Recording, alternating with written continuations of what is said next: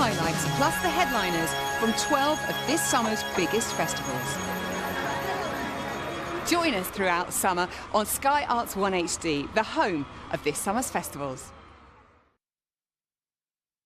Top stories on Sky News. The Prime Minister has been warned that welfare reforms could leave 40,000 families homeless. In a letter leaked to The Observer, the Community Secretary says the changes will cost the taxpayer more money. 2 executives have reportedly been suspended following corruption claims involving West Ham's bid for the Olympic Stadium. The Sunday Times says £20,000 was paid by the football club into a bank account before and after the team won the right. And British boxer David Haye has lost his heavyweight title fight against Vladimir Klitschko. The Ukrainian fighter won on points in Hamburg. Prince Albert II of Monaco has married the South African former swimmer Charlene Whitstock. The couple exchanged rings in a grand religious service, having married in a civil ceremony the day before. Sky's Simon Newton reports. Quiet little wedding, 800 guests, a royal palace and seemingly the world's supply of red carpet. Prince Albert of Monaco and his bride Charlene Whitstock came to the Palace of Monte Carlo for their marriage blessing. The South African swimmer choosing an Armani dress, complete with a 15-foot train for her big day.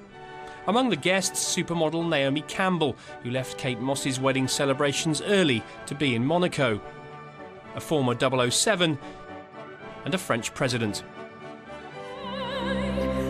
But it's a wedding that reportedly almost didn't happen, with rumours 33-year-old Miss Whitstock tried to flee the tiny principality after discovering Prince Albert had fathered a third illegitimate child. At the couple's civil ceremony yesterday, there were nerves and then cheers as she finally said, "I do."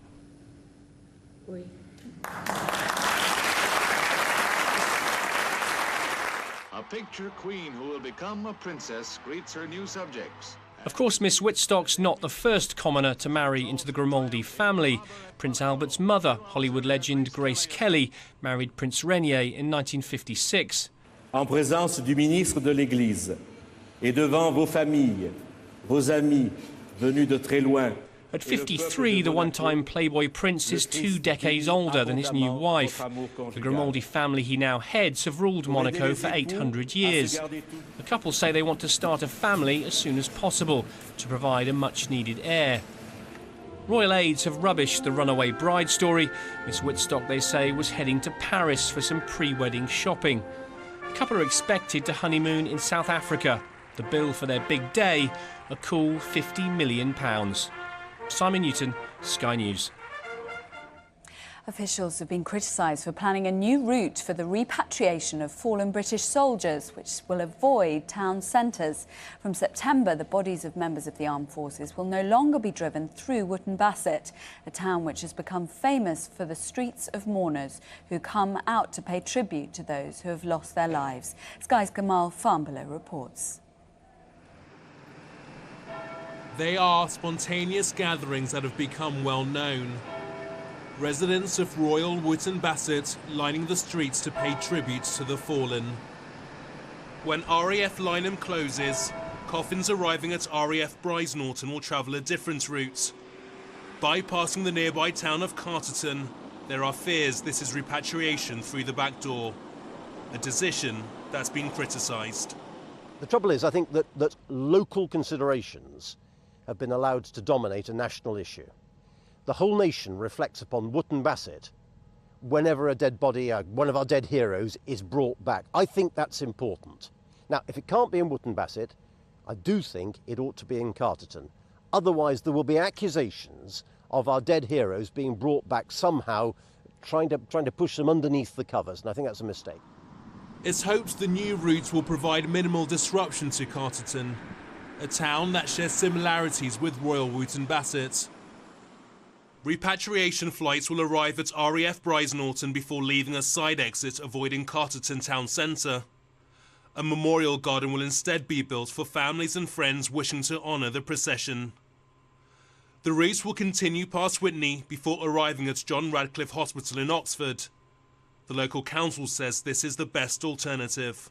We discussed it with all of the agencies, the police, West Oxfordshire District Council, the Parish Council and the Town Council, and it was determined that that was the best route. The coroner was keen to have speed to get the cortege to the JR so that the post-mortem could be carried out and he could release the bodies to the relatives the same day.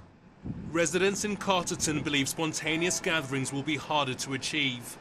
The cortege should pass through the town centre. I don't think it's a good idea at all because it's out the way. They've gone out there to fight for us and they've given their life for us and they're being shoved out the back and just taken to hospital. It's a military town, you know, we're all here to support each other, so we should be given that opportunity to do so. People like to think our forces are doing a very good job, you know, and it's nice to welcome them home like that. The new route will see each hearse travel through this gate along speed bumps and A roads. Others say the spectacle is not what's important. Wherever we go, that's it. The route is the route, end of. It doesn't matter where it goes. I don't care whether it goes through Carterton, Bryce Norton, wherever. As long as there's somewhere on there that I can stand and pay my respects, that's all that matters. RAF Lynham will close in September, an end of an era for Royal Wootton Bassett. It's hoped when the memorial garden is built, local residents will flock there to say goodbye. Gamal Fambelet, Sky News. Well, Sky's Nick Martin sent us this earlier from Bryce Norton. Well, ever since the decision was made to transfer those repatriation flights from RAF Lynham to here at RAF Bryce Norton in Oxfordshire, the Ministry of Defence alongside the local councils had to come up with a whole new route to transfer the bodies of those servicemen and women being repatriated to the local hospital. And it is this route which has caused a certain amount of anger and confusion amongst the local people here. What will happen now is once the repatriation flights land, the hearses taking the bodies of those servicemen and women will actually be taken out of a side gate here at RAF Bryce Norton on a quick route to the John Radcliffe Hospital in Oxford.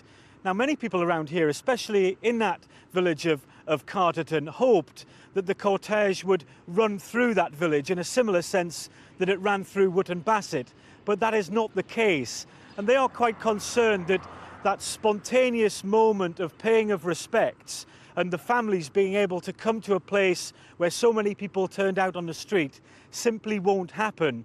It's unlikely to change, but the problem for the MOD and the council is that this is a very busy base and they have to juxtapose the two, the landing of the repatriation flights alongside the arrivals of new troops who are actually off to Afghanistan. So this was always a very delicate decision and one that is unlikely to change. The captain of a boat bound for Gaza has been arrested in Greece. He faces charges of trying to leave port without permission and endangering the lives of passengers. The Audacity of Hope, which was part of a flotilla, was intercepted by the Coast Guard as it tried to deliver aid to Palestinians. The vessel was in a very specific violation of the applicable domestic legislation by the time of her departure. Because according to my information, there was no, let's say, request for having a permission, and consequently such a permission was never given. It's terribly unfair. There are charges that don't make much sense, having to do with the seaworthiness of the boat. The original charges were brought not by anyone who inspected or looked at the boat, but were brought by an Israeli law office, a legal office in Jerusalem, at the behest of the Israeli government. The charge was anonymous, and yet the Greeks decided to start a whole investigation process. We are calling Greece government in order to permit and to let the flotilla 2 to leave its ports towards Gaza, also to pressure the Israeli government to end the suffering of the people of Gaza. Bahrain's Sunni rulers have begun reconciliation talks with the mainly Shia opposition movement. It follows a last-minute decision by the biggest Shia party to join 300 other delegates at the meeting in Manama. The kingdom has been hit by months of protests, which led to Saudi Arabia sending in troops. The opposition is demanding more say in government and has also called for detained protesters to be released. Arnold Schwarzenegger's wife, Maria Shriver, has filed for divorce. She was married to the former California governor for 25 years. Shriver has cited irreconcilable differences and is asking for joint custody of their two youngest children.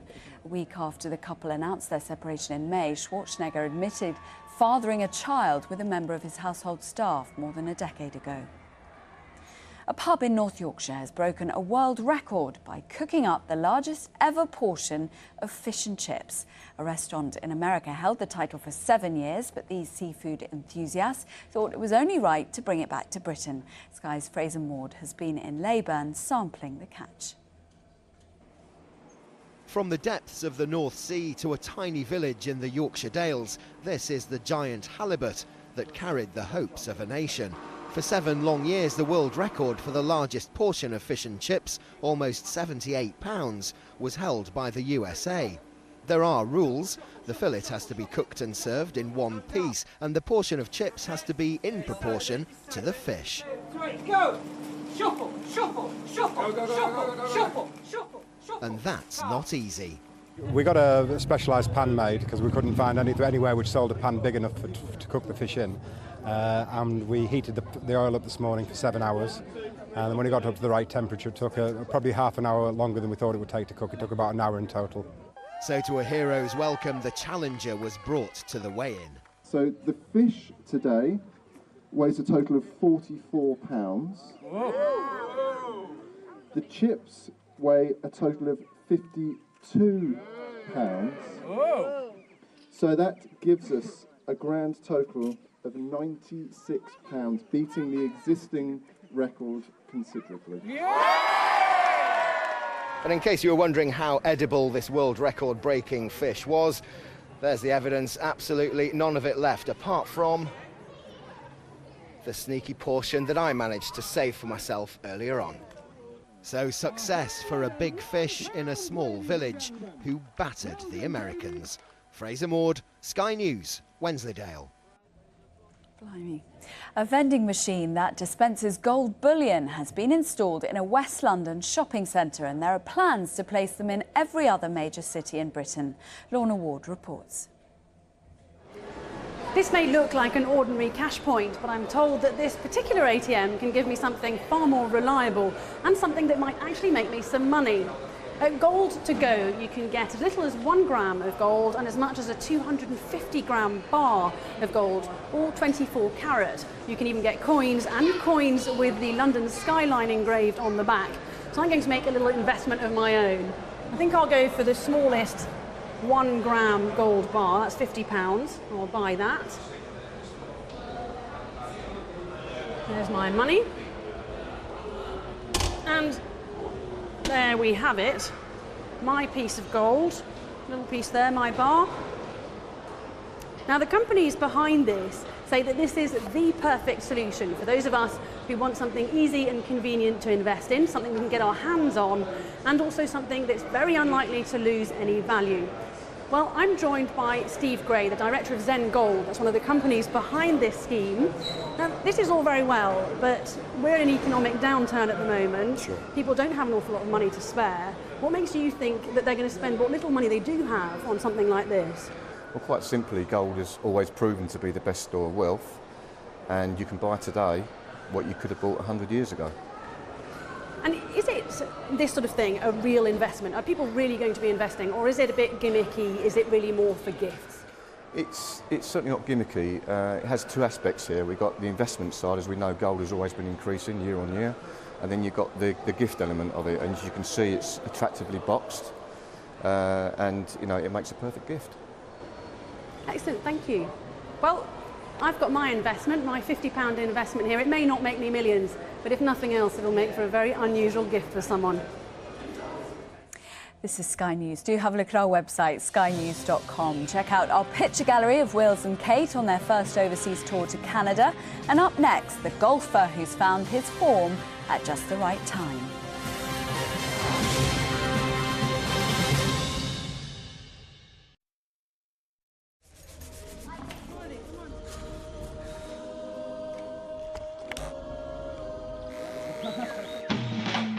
Whatever you do for charity, Just Text Giving by Vodafone is a new, easy way for people to give money.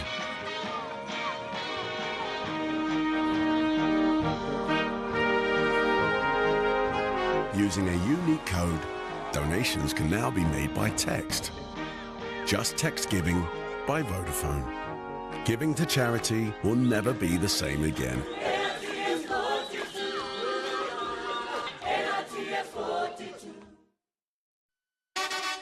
Ooh, what's this?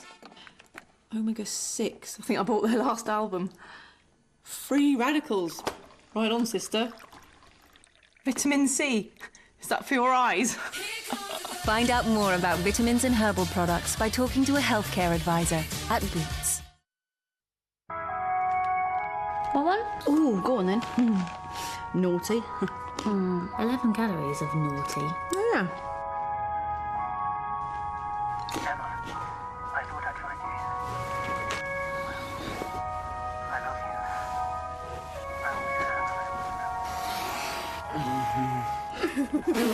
Maltesers, the lighter way to enjoy chocolate.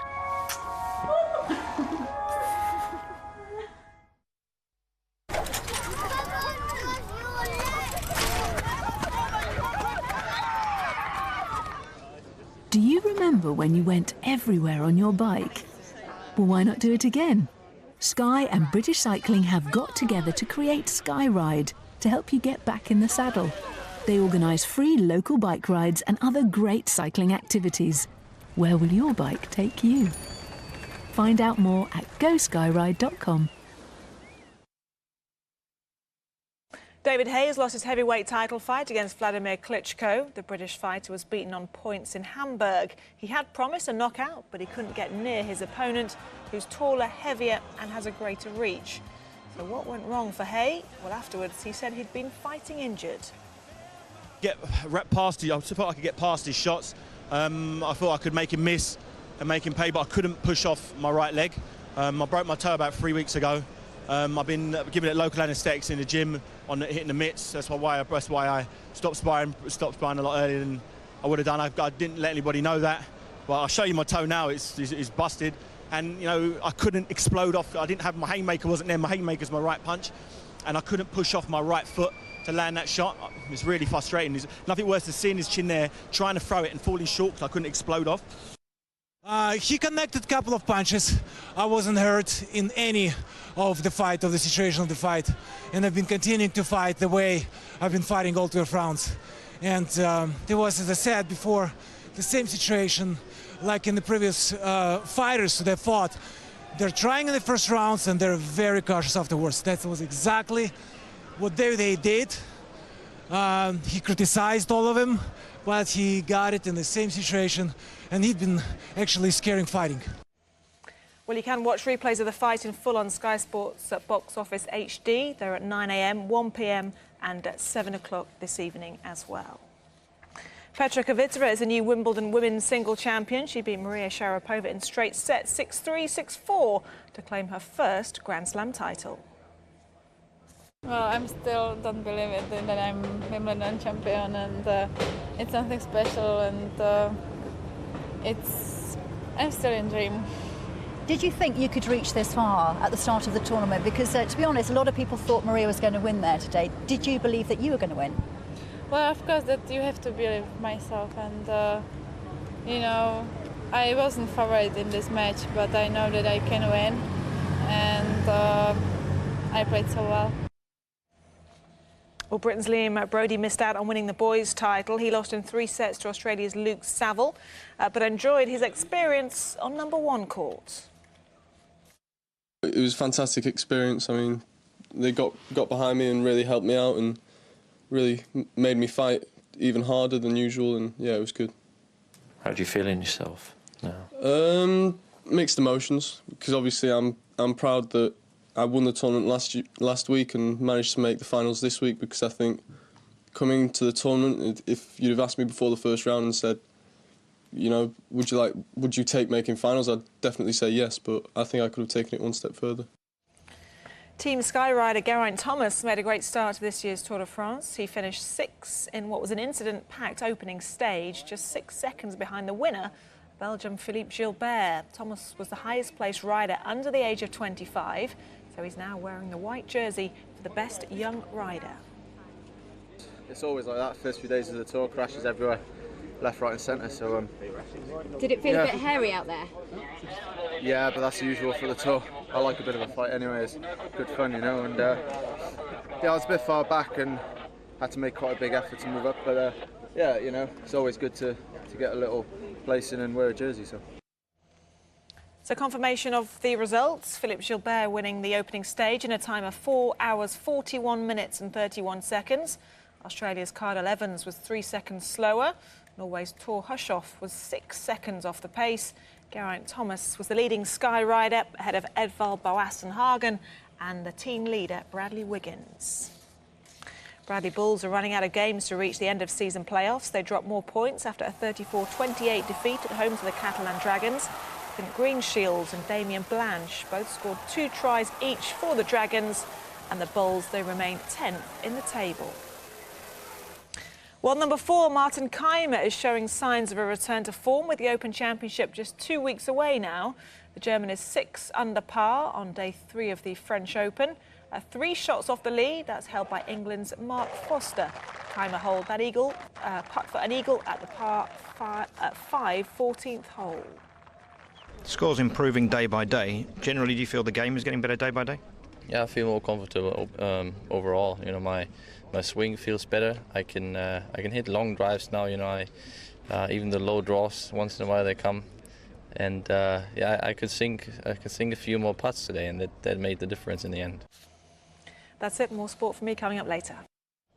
Thanks very much, Sarah. Now, if your idea of a perfect weekend is combining a love of food with the chance to catch your favourite band, then some of the festivals happening this summer should satisfy your craving. Jane Witherspoon has been to sample the delights of Clapham Common. Forget about feeding your soul, how about feeding your face? Food festivals are the new rock and roll. It looks like a festival and there's music, but Jamie Oliver's Big Feastival is as much about your belly as it is your favourite band.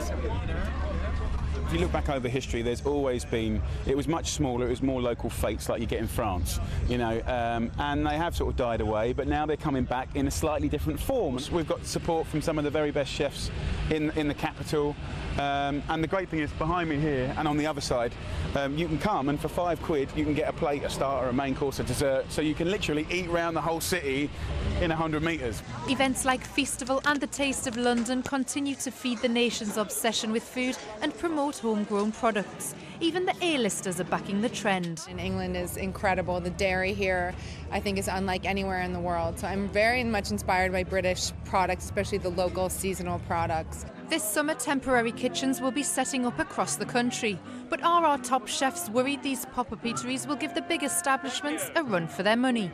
The people come to a restaurant, they come for a special evening. You know, to us, it's every night it has to be special. So to just go out and take a little breath of air like that, that's very interesting and nice. So thumbs up for the pop-ups, definitely. And as for the recipe of gourmet food with music's finest? Cook-off versus the sing-off. Mate, if it is the charlatans versus me in the cooking tent, I have got the bigger PA system, so I'm going to rattle it up. We're going to have a little bit of the only one, and I'll throw a few mushrooms in there, it'll be all right. And one more, please, Chef. Maybe you should stick to the cooking, Jamie. Jane Witherspoon, Sky News. It's making me hungry. Right, now let's have a look at some of the Sunday newspapers and the stories making headlines this morning. The Observer first, and they lead with our story this morning as well, that David Cameron was warned by one of his most trusted cabinet ministers that his welfare reform policies risk making 40,000 people homeless. That claim is the result of a leaked letter to the Prime Minister's office from the Office of Communities Secretary Eric Pickles, in which he revealed that he had concerns about the cap on benefit payments. He said in the letter, or one of his top aides said in the letter, according to this, that it will increase the burden on taxpayers because thousands of families will be unable to pay their rent and so will have to seek local government help. So that's the Observer's lean. They're not the only paper to have a picture of a very happy Petra Kvitova, overjoyed at beating Maria Sharapova to take the Wimbledon ladies singles title yesterday. The Sunday Times also has a picture of her. Their lead is about the Olympics, another story that we've been telling you about this evening. A shadow has been cast over the Olympic Games after it emerged that £500 million stadium is at the centre of a corruption scandal. According to the paper, one of London's leading football clubs, West Ham, made payments totalling £20,000 into an Olympic executive's bank account both before and after it was selected as the owner of the stadium in East London. So that could cause quite some PR difficulties for the Olympics, and that executive has been suspended. Other stories on the front here. The government have an idea to use ISAs to help fund projects for the poor. Millions of savers are to be offered new tax-free ISA accounts to invest in schemes to turn around the lives of the poor. The social products have traditionally been funded by the state. They'll be aimed at helping teenage mothers, young criminals and children, according to this. And also, Cameron pulls out more troops. David Cameron will this week announce a further reduction of Britain's military presence in Afghanistan with the withdrawal of up to 800 troops by the end of next year, according to the Sunday Times. The Sunday Telegraph have a picture of another royal wedding of this year, this time in Monaco. That's Prince Albert II of Monaco marrying Charlene Whitstock, a South African swimmer. And the lead in the Sunday Telegraph, Ed Miliband, apparently has made a dramatic offer to the Prime Minister for cross-party talks relating to the long-term care of the elderly. The Daily Star on Sunday, they're not the only paper to have a look at Wills and Kate's tour of Canada. Lots inside the papers on this, all of Kate's various outfits. The Daily Star focusing in on some accommodation that William and Kate stayed in. Sunday Express say that Kate has expressed her fears every time Wills goes on a rescue mission. She's worried he'll have an accident on one of his helicopter missions. She confided in a military wife, apparently, on the Canadian tour. And the Independent on Sunday, they have a focus in on a famine in the Horn of Africa. An incredible photo there. News of the World, they're claiming that Ashley Cole and Cheryl are back together. And that's also the story on the Sunday Mirror there. The People have another story about Wills and Kate. Well, this is Sky News. Coming up in the next hour, why the coalition is being accused of leaving 40,000 families out in the cold. And the new Grace Kelly, Prince Albert of Monaco, has married the South African beauty Charlene Whitstock.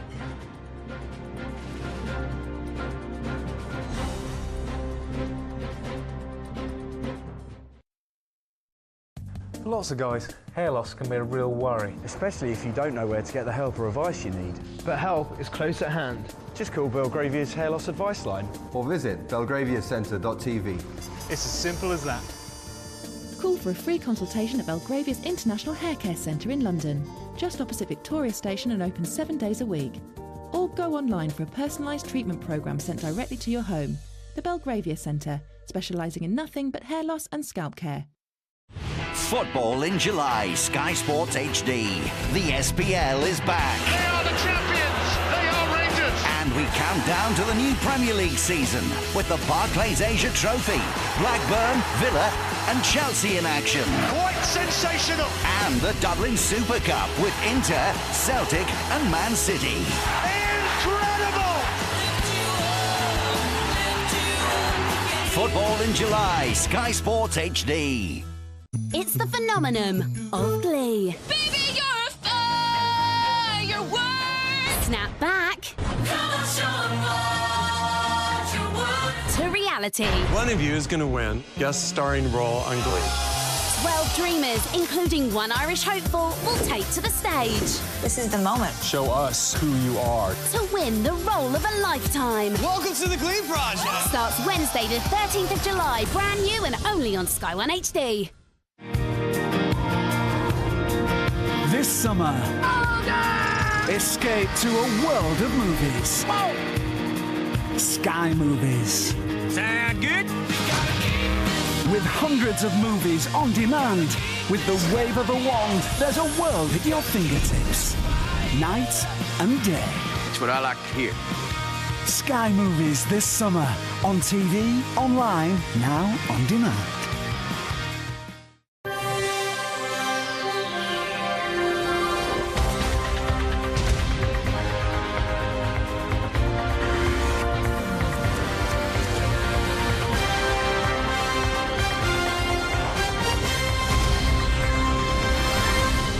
The Prime Minister has warned benefit caps on families could leave thousands homeless and end up costing the taxpayer even more money. Allegations surrounding the legacy of the London 2012 Olympic Stadium. 2 executives are suspended. The African Union says the international arrest warrant for Colonel Gaddafi should be disregarded. And in sport, David Haye is beaten on points by Vladimir Klitschko in their heavyweight title fight in Hamburg. This is Sky News with Chloe Potter. Good morning. The Prime Minister has been warned by a senior cabinet colleague that planned welfare reforms could leave 40,000 families homeless and cost the taxpayer more money. The Observer newspaper has obtained a letter it claims was sent from the office of Community Secretary Eric Pickles to David Cameron. It warns plans to cap weekly benefits for families could increase the burden on taxpayers because thousands will be unable to pay their rent. Well, our political correspondent Peter Spencer is in Westminster and he's got more details. Now, what this leaked letter seen by the Observer implies most strongly is that there is deep-seated concern at the very heart of government over the planned £500 per week per family cap on benefits. What this letter, which was written by the Community Secretary Eric Pickles' private secretary to David Cameron's private secretary, suggests that that 40,000 people, perhaps more, could be made homeless as a result of this cap, and